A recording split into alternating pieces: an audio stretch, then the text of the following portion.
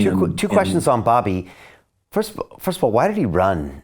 I mean, that's a big move for him, you know. So this was the question that was brought to us, not to make myself seem too self-important, but by our mutual colleague that provides the security for Bobby, who runs a very high-end global security firm, and wishes to remain largely anonymous. That's just his business. But he's a friend of Bobby's, and he's a friend of ours. Jill and I have spent a lot of time with him on large boats in Med. Just to say, so nice guy. Who's backing Bobby and handling his security arrangements, which are, I mean, think about it. Think about the courage that it would take to run in this environment, given the history of his family. I mean, that's selfless. So this gentleman visited us, took his private into Charlottesville and drove up, and hung out at the farm for a couple of days and presented us with the Zogby data. And we went over it and he said, "What do you think Bobby should do?" And I said, "Ethically, I don't think he has any choice. He has to run. Given where the world is and the country is and his unique strategic position, and his ethical commitments to the world, I don't think he has any choice. And it's going to be wicked and brutal and high risk, and he has to do it." Pretty sure that's pretty much how that decision came down. Is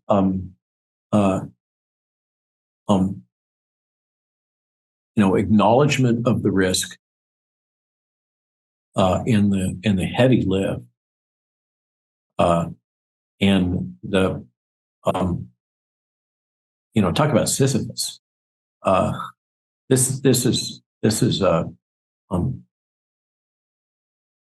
labor that no one would want. No rational person focused on self-interest. There's no way. I can tell you that this decision is not in any way driven by Bobby's ambition or self-interest. It is truly driven by a sense of commitment to society, to the body politic, and to America. He is an American. He firmly believes in the logic and ethic of his father and uncle. That is undeniable. That's not an artifice. That is who he is. He tells stories of his father frequently, in my experience. It is a, he comes from a very large family. It's a touchstone for him. It shapes his world, and I think there's a component here of a personal commitment to righting the wrong that was done with those two assassinations. Wow. It's very heavy stuff. And I 100% agree with you. I mean, this is a completely selfless act, and most people in that situation wouldn't go anywhere near this. But he is an activist. He's been an activist for a long time. He believes so much in his principles and his mission. And if he wants to advance those, this is clearly the force multiplier. This is the lever that will get him a decade ahead in a year. Especially look at the media blackout he's had for the last 2 years, when he's been... And that wall is cracking to many of our great surprise. I'll tell you, the one to watch is his son. Okay. He has a very tall, photogenic, politically active son that is behind the scenes in the campaign, and represents a younger point of view, that's one to keep your eye on. Excellent. Who knows? Maybe that's in the back of his mind of why he's doing some of this. Maybe he's thinking. I'm sure he's doing it in part because of a sense of family, and, like I said, redressing historic wrongs. The man has an amazingly good heart. I can vouch for that. Really, so does Mr. DeSantis. We're blessed, not to get too theological, but in the face of what many of us thought was a very grim horizon, we have some viable younger candidates, in contrast to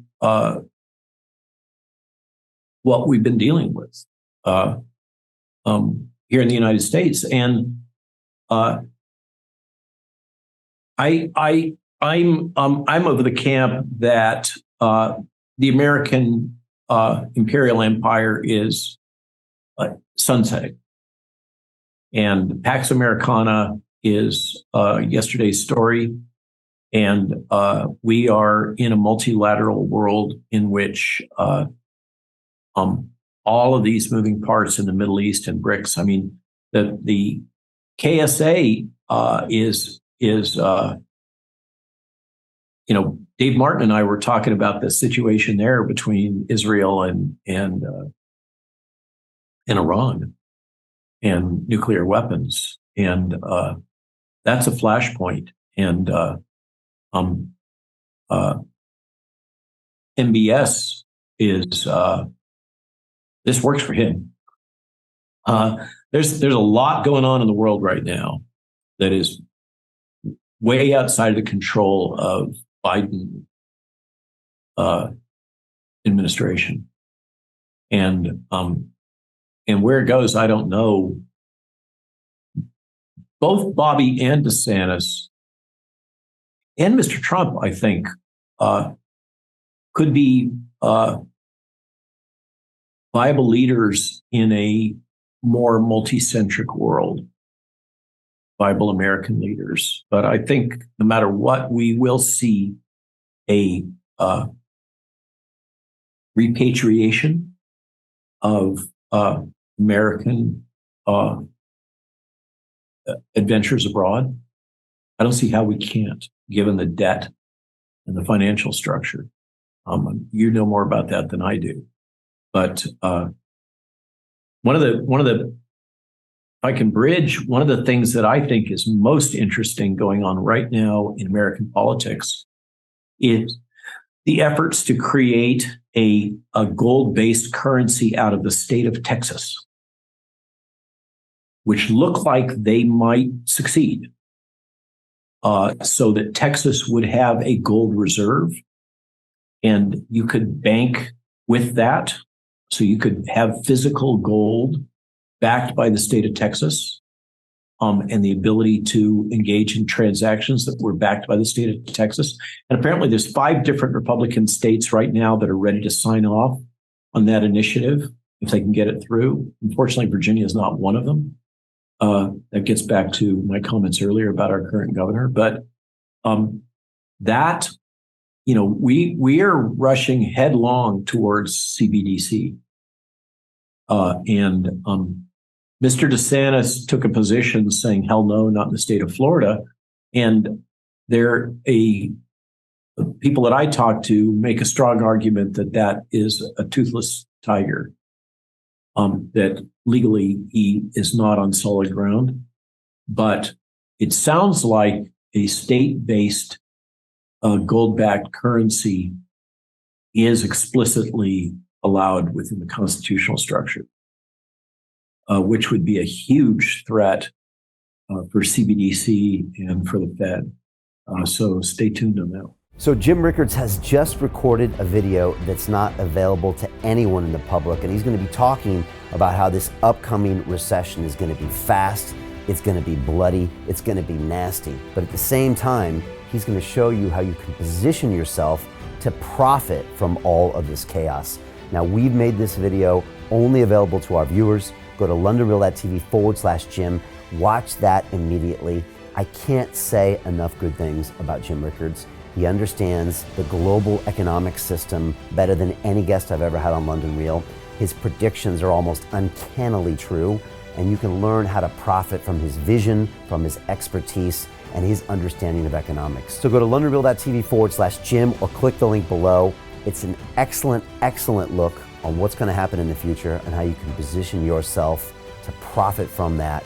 Jim is one of the best in the business, one of my favorite guests on London Real, and he's very, very good at predicting the future and showing us all to profit from it. So click the link, and I hope you enjoy. The greedy bankers are about to do it again. In 2008, they crashed our financial system and nearly bankrupted the entire global economy. Then they received trillions of dollars in government bailouts. And after, they demanded fat bonuses paid for by you, the taxpayer. It turns out the banks haven't just been screwing the American taxpayers, they're also screwing over their investors. Turns out the banking industry is the worst place you could put your money, despite enormous taxpayer bailouts. Now the bankers are back to take away your financial freedom. They lie and tell you that cryptocurrency isn't safe. They try to make it illegal for you to choose how to invest your hard-earned money. They lie and say cryptocurrency is used by money launderers and criminals. But look at the record. It's the banks themselves that launder hundreds of billions of dollars every year to the biggest criminal operations in the world. Leaked documents have revealed how some UK banks have helped criminals, money launderers and Russians under sanctions. American authorities discovered that the Sinaloa cartel moved $881 million through HSBC accounts as bank officials turned a blind eye to the illegality. The bankers lie and say cryptocurrency is not a real investment. Meanwhile, the smartest CEOs in the world are buying billions and billions of it. The truth is that banks lie about cryptocurrency because it makes them scared. The banks take $9 trillion per year of your hard-earned money, and they are worried that they will finally be exposed. They're scared because crypto means they can no longer control your money, which means they can no longer control you. They are scared because you might actually understand your money and intelligently decide what to do with it. Now is the time for us to come together, fight back, and take control. It's time to educate ourselves, our families, and our communities. Because financial education means financial freedom. We know that cryptocurrencies will help us build the new decentralized financial system of the future. A banking system that is of the people, by the people, and for the people. A banking system where access to finance is a fundamental human right. A banking system that is free and fair and welcomes all humans on this earth. The DeFi revolution is happening. We, the people, can no longer be fooled. We choose to take control of our finances. We choose to take control of our freedom. We choose to take control of our future. Join us, and let's take back our financial freedom forever.